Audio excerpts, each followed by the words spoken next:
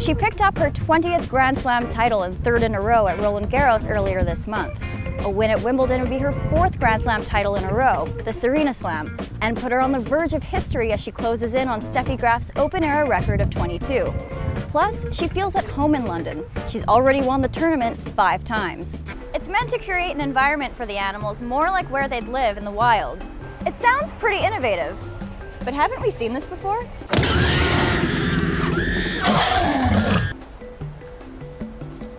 That list just happens to include the hottest player in the world right now, Rory McIlroy. The Northern Irishman has won 2 majors this season, leads the PGA money list, and has reclaimed the #1 spot in the world. This is McIlroy's 3rd trip to the Ryder Cup, and he's won 4 of his 9 matches to date. The 20-year-old American had her breakthrough moment at this year's Australian Open when she made her first Grand Slam quarterfinal, semifinal, and solidified her status as a rising star.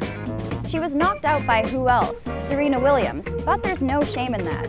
Wimbledon will be a big tournament for Keys, and her skills on grass should make her an intimidating opponent. Some golfers say, never golf with stuff in your pocket. And some golfers refuse to tee off unless they have something lucky in their pocket, like 3 pennies and 3 tees if you're Tom Weiskopf.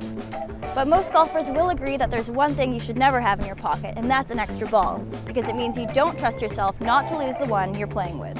Neither does Rickie Fowler, who failed to win a single match in his Ryder Cup debut 4 years ago. But that's long gone now.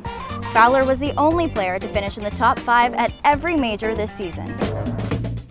And we can't forget the other Williams sister, although she's fallen far behind Serena in the past 5 years.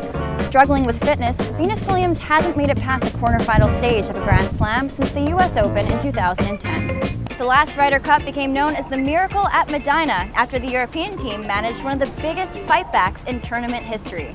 With 12 points up for grabs in the final day singles, Europe stormed back to win a remarkable 8.5 of them. According to Jennifer Lopez and Kim Kardashian West, side butt is the new side boob.